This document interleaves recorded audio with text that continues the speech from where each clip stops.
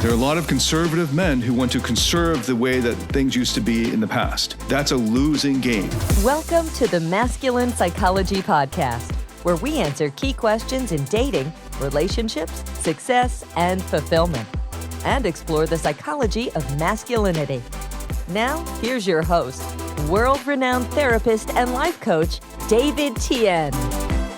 Welcome to the Masculine Psychology Podcast. I'm David Tian. In this special episode, I'll be doing a kind of psychological analysis of the Disney Plus hit TV show, She-Hulk. Of course, the usual caveats and big spoiler warnings ahead. If you want to watch the show and you haven't watched it yet, please watch it before you listen to the rest of this episode. If you had never planned to watch She-Hulk and yet you're listening to this episode, thank you so much for trusting that this will be worth your time. I am going to proceed under the assumption that you weren't planning to watch it, and that therefore you won't be bothered by spoilers. And hopefully at the end of this episode, you will be motivated enough to watch at least some of the series, so then the spoilers were worth it. So why all these assumptions? Well, I've noticed since my psychological analysis of the Thor Love and Thunder movie that a lot of guys who follow this podcast hadn't actually watched that movie, even though most of them loved the early Avengers movies right up to Infinity War.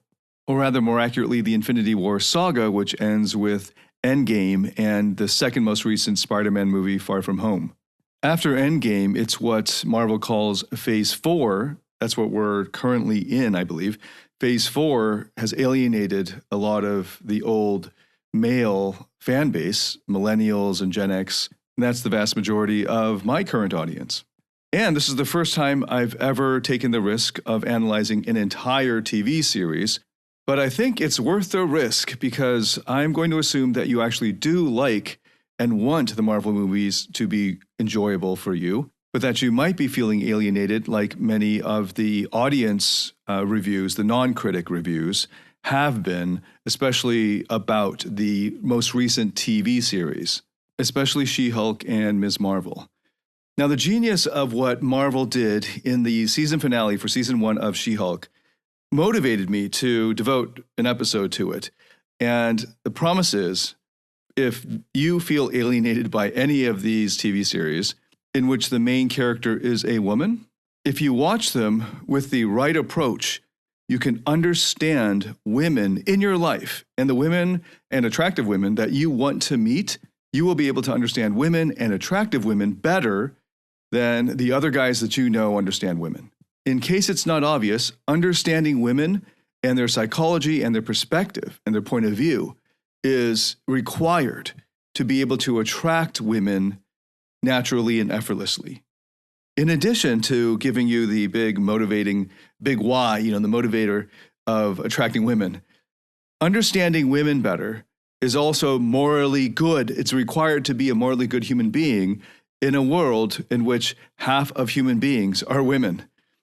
And you might have heard the critique of pickup artists and of immature men or of toxic masculinity as dehumanizing women.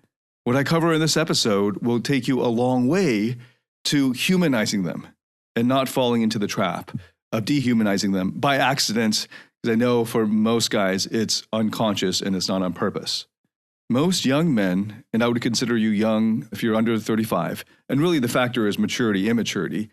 So all immature men suffer from a cognitive bias, which is a kind of ahistorical parochialism, which basically says, the way I see it now is the only way it should be seen, or maybe even can be seen, the only way it has ever been seen.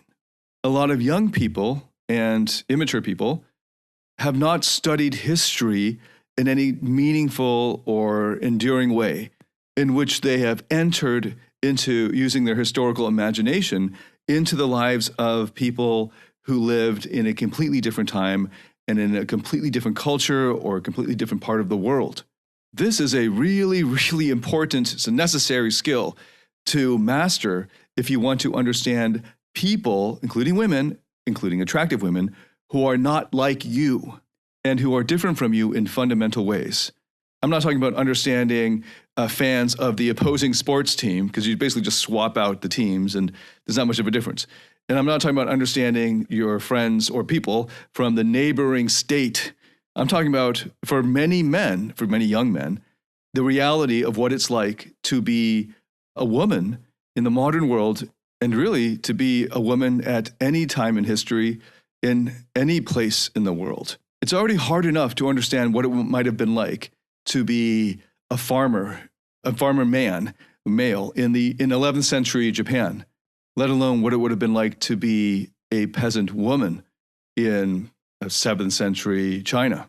So now I'm already moving into the first out of 3 points that I want to make. The first is recent TV shows like She-Hulk that have as their main character a woman and privileges her perspective in telling and framing the narrative are difficult for immature men to appreciate because they're so jarring without giving him this background of what's actually happening and why it will feel foreign and why it feels different from the movies that dominated the MCU in the earlier phases 1 to 3.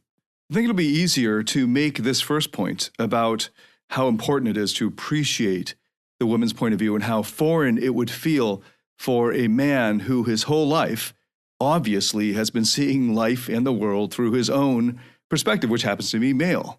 It's even harder for those who are white men in Western countries, where they are the majority race, to fully enter into a perspective of telling of a story that used to be owned by their perspective to now be told through the eyes of, and the privileging, the perspective of not just a woman, but a woman who's of a different race and culture. So even though I, from the age of 4, have been a racial minority in every country I lived in until I was 28, so from 4 to 28, I was in the small minority, not even the second most populous race, but a much smaller minority. And then at 28, I was still a minority because even though I moved at that time to China for my dissertation research, I was still clearly, as soon as I opened my mouth, I was identified as a foreigner and treated as such, though I was sort of a bridge, an immigrant foreigner, a huaqiao, as they call it, like an overseas Chinese. I still was the other, and I was a tiny minority, right? And the closest I've ever felt to being a kind of majority race was Singapore, though my accent is so different from the local accent that, again, as soon as I opened my mouth, there would be that other foreignness that gets felt if I'm in any kind of place in Singapore that's not expat dominated, especially when I first moved there. Now there's a lot more expats and a lot more services and places catering to expats. When I first moved there in 2008, it was a lot more what they call local there. All that to say, I screwed it up too. I am in my mid-40s now, only coming really to this enlightened perspective, especially when it comes to the women's perspective. Growing up, I was already a racial and cultural minority, so I was used to entering into and seeing the world through the lenses, the privileged perspective of the white person, generally the white man. And I naturally took to things like choose your own adventure books. I had a lot of them, dozens of them. And as I look back on it now, every choose your own adventure book that I bought was from the man's perspective, even though it was from like a different culture and time in history. So my favorite choose your own adventure one was, I think, number 3 in the series, which took me back to ancient or traditional Japan, where I had to go and find Musashi Miyamoto. And I loved imagining being or trying to become a samurai or a ninja or a Shaolin monk. And, as you can see, I loved action movies and action even back then. But I don't think I ever picked up a choose your own adventure in which I had to enter into and play the part of a woman in the adventure. And it never even occurred to me to want to do that. I was never encouraged to do that. And again, I don't think women were encouraged to enter into the male adventure, but I think the majority of the opportunities out there to enter into a perspective, whether you had a choice or not, was the white male perspective. Even just looking at the first 3 phases of the MCU, again, we're looking at exclusively, except for Black Panther and Ms. Marvel, the main characters are white men and aliens. And there were only 2 aliens who were women, and the stories were told still from the perspective of the white man. Being raised in Canada and America from 4 to 28 years old, I didn't even notice that. It didn't even occur to me till I was thinking about this podcast and what I would say about She-Hulk and why it was so resonant for me and why I thought it would be so important to talk about, that I sat down and looked at the list of movies and realized the final fight in Endgame against Thanos. Thanos is clearly not white, but it's played by a white man, basically a white male perspective. But the main characters, you got Tony Stark, Captain America, Thor, the three main big guys are obviously white males, though Thor is supposedly an alien. And then you got the Hulk and Ant-Man and Star-Lord and Doctor Strange and Spider-Man. And based on the reviews, it looked like it was a lot easier for the core MCU audience at the time, which were single white men and mostly millennials, to accept Black Panther rather than Captain Marvel. And part of that might have been animosity towards the sort of in-your-face feminism of Brie Larson and not so much the character Captain Marvel. And then the one female character, the one woman who's been there since the beginning of the MCU, Black Widow, doesn't even get her own feature film until all of those phases are done, and now she's in phase 4. And that movie is set backwards in time, so it's almost like there's no future for it. Though it does, of course, lead into Hawkeye, again featuring, this is the new phase that has alienated the old core audience. It leads into Hawkeye, and then I heard it will lead into Thunderbolts. But anyway, it's like you got the one female character that starts at the beginning with us, and we have to kill her off first before she even gets her own feature film. And then, we ought to give her something. And so here's a feature film with Black Widow. And probably if you are part of the core audience, a millennial, or in my case, a Gen X man, I'm not white, but I was raised in a white Western context for much of my life, 4 to 28. The male-dominated perspective probably never bothered you. In fact, you probably never noticed it. It took a while for me to notice it. I've become more sensitive, or I have my radar attuned more to the privileging of male perspective as I'm writing a book. Hopefully it will be out soon. I'm going to put it out there and say it as much as I can so that others will hold me accountable. I'm writing a book, and I've discovered that in the writing of the book, some of the people who are helping me edit it, giving me feedback, are pointing out, people who are older and more experienced in writing, that the description of the female characters is vague in general. And as I reflected on why that was so, part of it was that I didn't want to say too much, too specific, to reveal, being afraid of revealing the identity of the women. But the far bigger factor was that I had gotten used to writing about women in the dating context with an audience of men. I was used to describing them with just HB and then the number. If you're an old school pickup artist who used to write journals and keep track of your quote unquote progress, you would have gotten used to just saying she's an HB6 or an HB8 or something. That stands for hot, babe, and then the number. And that's just shorthand. And it actually works because what it does is it allows in the imagination of the reader, of the other male reader, for him to fill in for him what an HB8 would be. And so he imagines that already. It's a very lazy and obviously disrespectful way, a dehumanizing way of describing the women in the reports, in your journals of what happened in your interactions and so on. And as a result, I discovered that I have very little experience writing descriptively about women. Beyond, of course, the basics, beautiful, plain, hair color, height, that sort of thing that the average immature man tends to see as physical features of a woman. But one thing that studying and training in pickup does to you after you do hundreds, if not thousands, really you're aiming for thousands of approaches, is women just sort of blur into one thing. And so the metaphor of the game is like partly to reduce your anxiety in approaching any one single woman, because it's like a game where if you miss the shot or whatever it is, you can just put another quarter in and hit continue, and you just get another obstacle to overcome. So this past year, I've been training my mind's eye to notice a lot more in how to write richer descriptions of women that appear in the stories. And the challenge really is noticing the things I didn't notice or pay attention to before. And of course, I'm not talking about personality traits. That's something I've always noticed. But in a quick description in a story, when you introduce a female character, you're having to describe her physicality in ways that are not just sexual or not just the features that an immature male would most notice.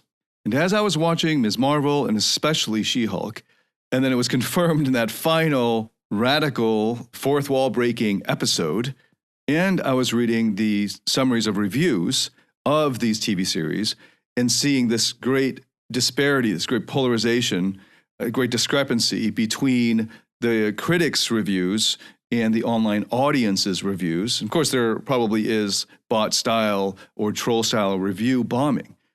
But in reading the negative reviews of the recent TV shows, including Hawkeye that featured the development of a women character. Oh, by the way, I forgot to mention, one of the first phase main characters was Hawkeye, another white male. I was realizing that a lot of the negative reviews by men of these female-centric, women-centric TV shows was that they were suffering from the same cognitive bias that I had been suffering that had led to superficial descriptions of women characters in my writing.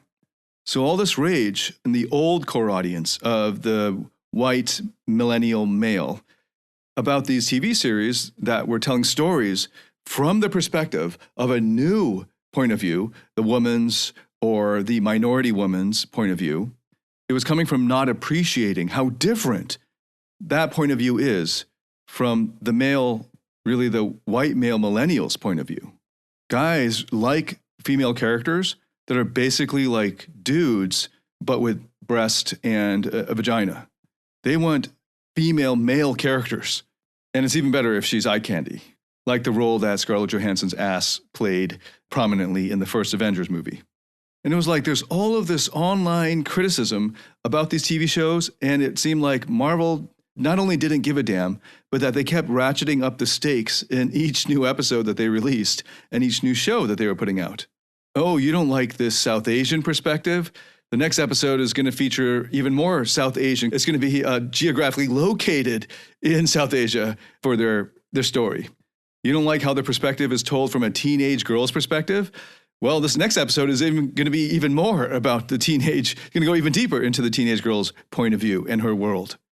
And then it finally became obvious in She-Hulk, where they flat out not only trolled their more extreme sort of incel-like hater demographic, but also showed that they not only knew that this was happening, but that they predicted, and not only predicted that it was happening, but they counted on it happening because it was written into the plot of the TV shows.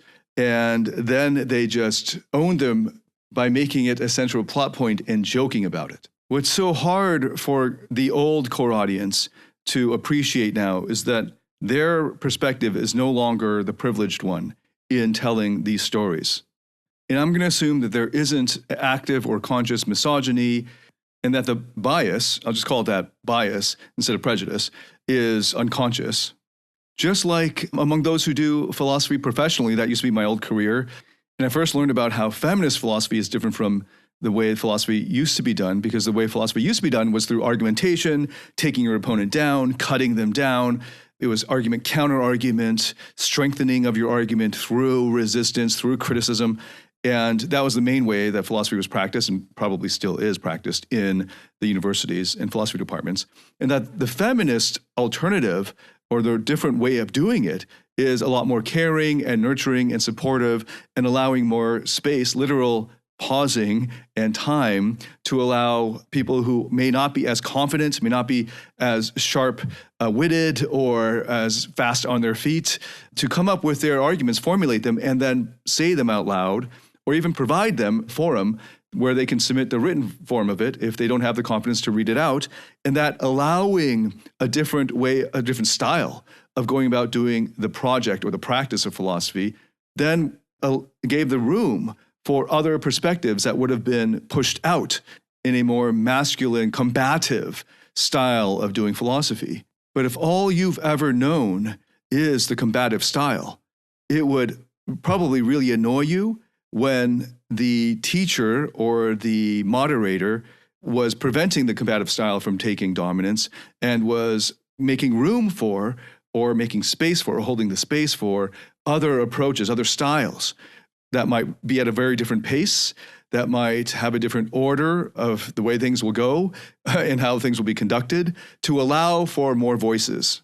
And at the end of the season for She-Hulk, she redacts the ending that had been going up to that point, which was kind of in a really extreme way, throwing in all these different formulaic ways of saving the ending, like writers writing themselves into a corner and then putting some kind of mechanism in there that saves the day, like the bad guy gets the super soldier serum, which has been done multiple times and all that. And so she actually not only dramatically breaks the fourth wall in a really entertaining way that the internet went crazy for. And by the way, it actually took quite a bit of work to find the negative reviews, the sort of incel-like reviews of She-Hulk.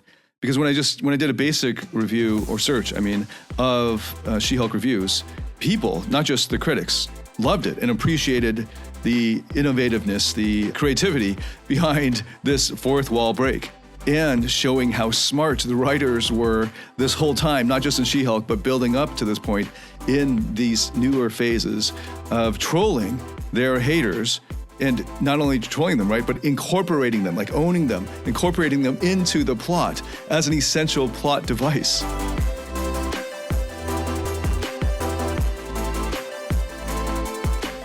Do you struggle in your interactions with women or in your intimate relationship? Are fear, shame, or neediness sabotaging your relationships or attractiveness? In my Platinum Partnership Program, you'll discover how to transform your psychological issues, improve your success with women, and uncover your true self. Get access to all my current and future online courses by applying for the Platinum Partnership today at davidtianphd.com/platinum. Now, when the Jen Walters character says she doesn't like this ending because it doesn't actually revolve around her as the main character, it takes her woman's perspective out of the picture, and she ends up getting saved by her older cousin, Bruce Banner, and then it becomes Bruce Banner versus the Abomination, and it's all these different men fighting each other. Then, of course, there's Tatiana just thrown in there randomly to kind of make a mess of things and just make it even crazier and stupid. She's saying, hold on, this story this time will be about me as a woman and what I care about. In many ways, it's like what I just mentioned about the philosophy. A woman's or a feminist or feminine approach to philosophy is one that is more nurturing and supportive, and by the way, is a much more effective way of doing philosophy in many other cultural contexts, like Asian contexts, where you're not encouraged to raise your hand or to interrupt your interlocutor or to talk over them, as you are encouraged to do that in a kind of Oxford-Cambridge style of debate. And that became the dominant way of doing philosophy in person in Western university departments. And it's exciting to watch that sort of verbal jousting happening. But there's also another way of doing it, which is more nurturing, more encouraging of quieter voices or more thoughtful voices, or people who speak slower, or people who are shyer and they need more time to work up their courage to contribute. And maybe they have something just as important, if not more important, to say than the loudmouth person who talks over others and cuts them off. As someone who grew up shy and is introverted, I had to learn how to verbally joust. That wasn't a natural way that I was taught in my culture. And it's definitely not the way that philosophy is done in China or Japan. So returning to the woman's point of view, in She-Hulk are the things that a woman in her socioeconomic bracket, at her age and being single, cares about. And that's the story arc that's most important, like getting justice for her point of view, for her invasion of privacy, like winning the lawsuit at the end, and getting the guy, or at least continuing the dating relationship. And of course, fans of Daredevil who watched the Daredevil TV series was told from the perspective of the main character as a man. And it's jarring, right? When you see him as just the secondary character who's now sort of the boyfriend to the main woman character. And he fulfills that role in her storyline. And that's what happens when the show is called She-Hulk. So it's not just that the main character is female. It's not like taking the Captain America movie and then just swapping out the main character for a woman, but keeping the story otherwise the same. That's what I meant by a female-male character. Instead, what the TV series She-Hulk does is it fights to make the story be told from the perspective of a 30-something attorney, and a 30-something single attorney who is struggling with her dating life and struggling with self-esteem. So it's centered around the concerns of a 30-something-year-old woman. It's not just a superhero movie or TV show that happens to be about a woman. The show is ordered around, written around a different set of priorities. It features a different set of values and has as its background assumption a different set of life experiences than what the old MCU core audience of white males, Gen X, and millennials had before. It's a comedy show, and it's already different from the action genre that almost all the MCU was before this. And that's partly because of the female audience that they're aiming for. From what I could tell from my research, most of the writers, if not all of them, and most, if not all, the producers are women. So it's natural for them to tell the story and to produce the show from the perspective of a woman. So the humor, the pop culture references, the deprioritization of action and fighting in She-Hulk flow out of taking seriously telling the story from the woman's point of view. This explains a lot of the backlash because the old core audience just assumed and have always had the stories told from the point of view of the man, of the core audience back then, which were white males, now older, 10 years older now. Actually, more accurately, Iron Man was 2008, so it's been 14 years now. The fans that they grabbed with that Iron Man movie are now 14 years older. They need to go back and get the new audience, the younger audience. And that younger audience, a bigger proportion of them, have been used to taking different points of view.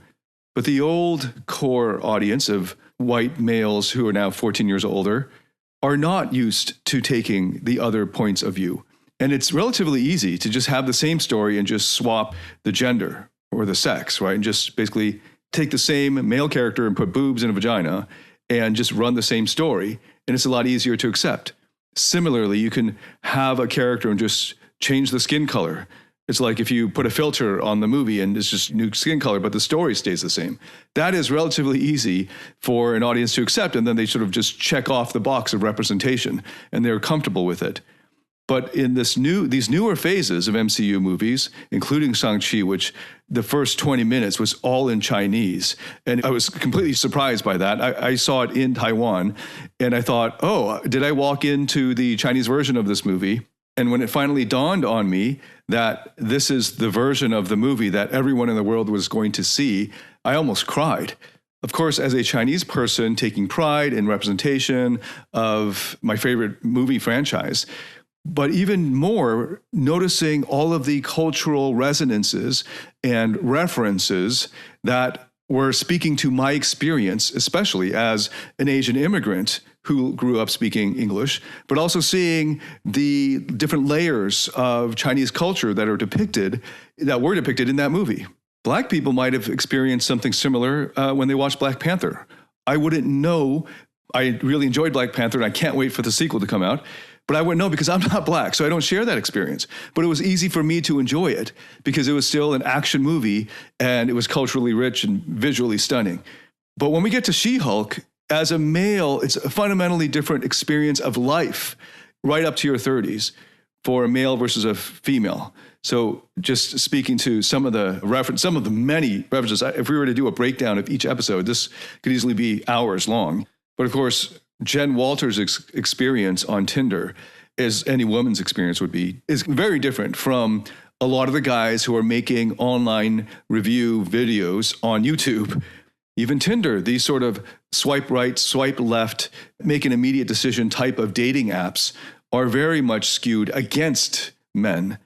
And it's only the top 5% of men that actually do well on these apps. So a lot of men have a hard time relating to the online dating experience of She-Hulk. And they just see her as this entitled, self-centered, narcissistic character, which she partly is. I'll get to that a little later. But just recognizing and appreciating why this show might feel very different for you if you're watching it as a man, because it's actually being told from the perspective it's being told by and for women. And most young men have been unable to understand life and the world from the woman's perspective. And that's one of the reasons why they have so much trouble in the dating world and attracting women, because they don't see how the woman sees life and him through her eyes. They just see her as an attractive target that they're trying to win over, but they don't understand from the inside how fundamentally different her life experiences are and her background assumptions and values and priorities. And that really comes to the fore in the final episode, the season finale of She-Hulk, where she redacts or rewrites the ending because the ending that she had ended up in was definitely much too male-centric. And the elements that she changed made it so that it was more to her liking, more from the woman's perspective with her priorities and values. And that couldn't be any more stark of a difference. And for those who have been operating with the sensitivity towards the woman's perspective for a long time might think this is too much. It's going too far. It's too heavy-handed. But for those of us, men, who are used to only seeing things through our own perspective and not being forced to see it from the other side, from the woman's point of view, it's a great side-by-side comparison to help us see how it would be different, how the story would be told differently if it was a woman in charge and really seeing it through her eyes. Not seeing, for instance, Scarlett Johansson's ass through a man's eyes and then putting that on the screen. Nothing wrong with that, obviously. Men enjoy that. But that's not taking seriously the telling of a story from the very different point of view of a woman. So very quickly, just two more points. This shifting of perspectives, whether it's telling the story from the point of view of a Chinese person or from the point of view of a woman or a Muslim teenage girl, I see this as progress. And this is how history works. It drifts to the left. It naturally drifts towards liberalism. There are a lot of conservative men who want to conserve the way that things used to be in the past. That's a losing game. That's a losing proposition. History doesn't ever go that way unless it's forced to through like communism, for instance. But so far in history, that has not persisted for very long. We'll see how it goes in the current communist regimes around the world. Maybe they will win the big world wars and the whole world will be communist, and then that would change drastically world history. But so far, despite the excessive use of authoritarianism to keep history from drifting left, to force it to be conservative, to force it to stay to the right, absent a totalitarian external force artificially keeping things to the right, absent that external force, history drifts to the left. And this is an example of it. The world won't go back, for example, to institutionalized slavery or taking women's right to vote away. It's never going to go backwards that way. We're also not going to start criminalizing lesbians, gays, and bisexuals and so on, as it was around the world before. History drifts to the left. If you don't adapt, you will be evolved out. You will lose. So if you don't like it, because now your perspective is not front and center, because the Disney and Marvel people, business people, recognize that they need to go now and grab a new audience because their old core audience is 14 years older now. And this new audience that they're trying to get incorporates and includes and is used to and demands the story to be told from different perspectives with different sets of priorities and values. And you can get frustrated as an older white male that your perspective is not the one that they're catering to exclusively and solely and front and center anymore. You can get mad, boycott it and all that, but it won't matter because history has already moved on. It's already changed. And I think it's actually for the better, just as I'm quite happy that they've incorporated a Chinese point of view in the MCU, as minor as it is. So it doesn't matter if you used to be the dinosaur, you will get evolved out and the cockroach will win and the cockroach will live on because the cockroach can adapt. Can you adapt? And more importantly, in your dating life, if you don't adapt, it will be even harder for you in the modern dating world Because now women are expecting you to be able to enter into the woman's point of view and see life through her eyes. A life that is marked by a period every month or so, where they bleed from their vaginas, they bleed from their genitals. I mean, just that one biological difference changes how you experience life. The hormones that get pumped into you at all of these different cycles, just on that alone. And that was mentioned actually in the trailer for She-Hulk, but also in the first episode. But then there's so much more. And watching this show, it's fun, it's comedy, and it still fits within the MCU.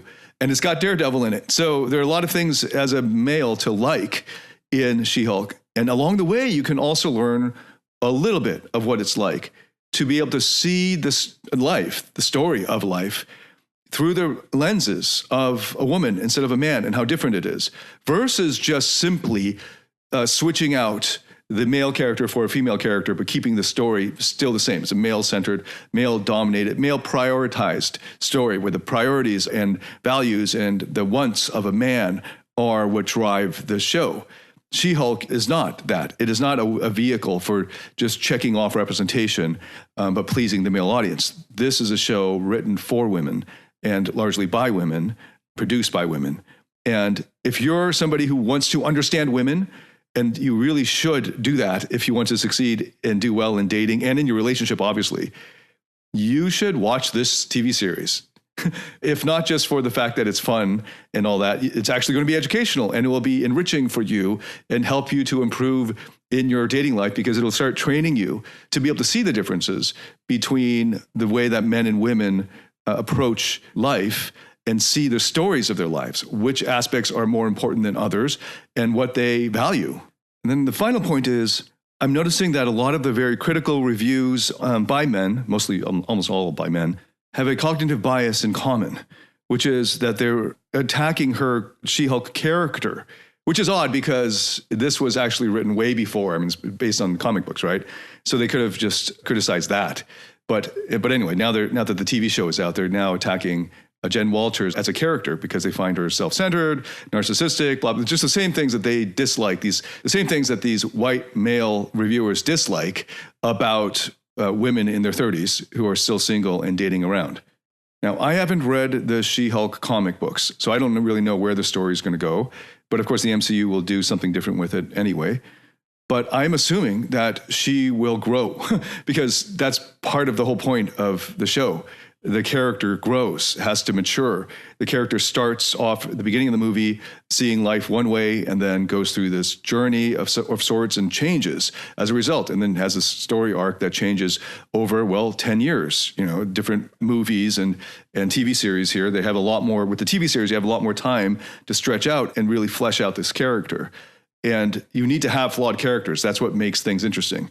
So, but a lot of these guys are already criticizing her because she's not perfect, or more accurately, what they would consider perfection. But either way, it doesn't really matter because they're still expecting some version of perfection. Like she should be likable right off the bat to older white males. Of course, again, that's not what she was written for, or they're not writing that for that audience.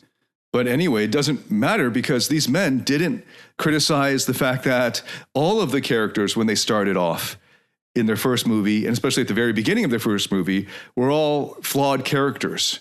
But I think it's because those characters were all men in the movies. It was a lot easier for them the reviewers, older white male reviewers, to relate to them. And as a result, they didn't see that as imperfection. And they knew that they just gave room. They knew that there was going to be room to grow. But they're not giving that to the She-Hulk character. They're criticizing her because she's self-centered and all of this other different values, obviously, like I was pointing out. And obviously a big part of Jen Walters' story arc in She-Hulk is coming to terms with loving herself and not needing to compensate for her low self-esteem by relying on She-Hulk to do that for her, but to actually recognize that she as Jen Walters, and not she as She-Hulk, but she as Jen Walters, is worthy of love and is significant as a human being without having to be needing to rely on switching into She-Hulk. And that was a big part of her journey in this first season. And I'm sure they're setting it up so that she now will at some point mature enough to care about other people. I mean, that's a big thing, big lesson that she got from Daredevil, where he kept hammering it in to her, that, pun intended, that now she has this power and she can help other people rather than just her trying to get ahead in her job or just make do with her dating life and all of that, like typical 30-something single woman struggles and those priorities that they have, but that she can then step up into actually being a hero for others. And that hasn't happened yet. But it's just the first season. And what these compensatory narcissist reviewers are criticizing her for is something they didn't criticize when it came to other characters that were male. And there's a deeper psychological point here. And it's beautifully illustrated in the Disney movie Encanto. I wanted to do a review on it, but I don't think there was a big part of my core audience would have watched Encanto. But I highly recommend you watch Encanto. And it's got great music. And at the end of the movie, the main character doesn't have any superpowers, unlike the rest of her family. And that's part of the point, that her superpower was just seeing the beauty in everyone else and bringing the family together. There was a reviewer who was a male, who was definitely an achiever type and very likely a compensatory narcissist, who criticized the ending of the movie because he thought it would have been even better. And he's like, everyone was really rooting for the main character to get a superpower because, that's part of the plot, right? Like all of her other family went through a ritual and got some kind of superpower out of it. She didn't. And he's like, it should have ended with her getting a power. And I realized this guy totally missed the point. And he's probably going to be super hard on his kids and pass down his generational trauma of the achiever's curse to them, because he's not recognizing that part of the whole point of Encanto is you don't need any powers to be worthy of love and to love each other and keep the family together and to see the power and virtue and love in others. And that was what she did for the family. She brought it together. And of course, that is also the story, the theme of this first season of She-Hulk, which is that it was Jen Walters discovering for herself that she was worthy of love and connection and significance just for being her, not needing to rely on She-Hulk as a kind of false self or persona to put out there to the world, and was reinforced by her law firm and so on, but that she wanted to be loved for her as Jen Walters, her human self, her little human self. So that was a really beautiful theme, coming to terms with loving yourself and not needing to compensate for your insecurities and your low self-esteem by putting out the front or putting on a persona and making that your default. So that would literally be if she was defaulting to always and only being She-Hulk because she was ashamed to be Jen Walters, then She-Hulk would be her false self. From a psychotherapeutic point of view, that would be a false self. And that would also be death inside, and it would be torture. And she fought that. She didn't want that. In this whole TV series, she was fighting this false self, needing to be the false self in order to get acceptance, love, get sex, and so on. So I thought it was a beautiful theme.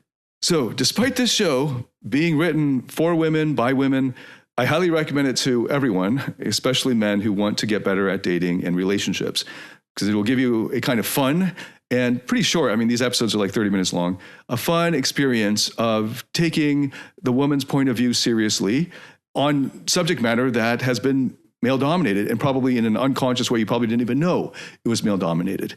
And it's a fun experiment in that sense. And I hope the MCU does more of this. You do not want to be one of those compensatory narcissists who bemoan the past and want to conserve the way it was back then. History's moved on. It's already moved on. And if you are not adjusting, if you're not adapting, you're going to be evolved out. And it will be harder for you in the modern world and in modern dating. So a really fun way to learn and experience a woman's point of view. She-Hulk. Let me know what you thought about this episode. Thank you so much for listening. I read all of your comments, so please let me know what you think. Disagree with me, agree with me, just let me know. I love all the feedback I can get. And like this on whatever platform you're on. And if you enjoyed this, please share it with anyone that you think could benefit from it. Thank you so much for listening. I'll see you in the next episode. David Tian, signing out.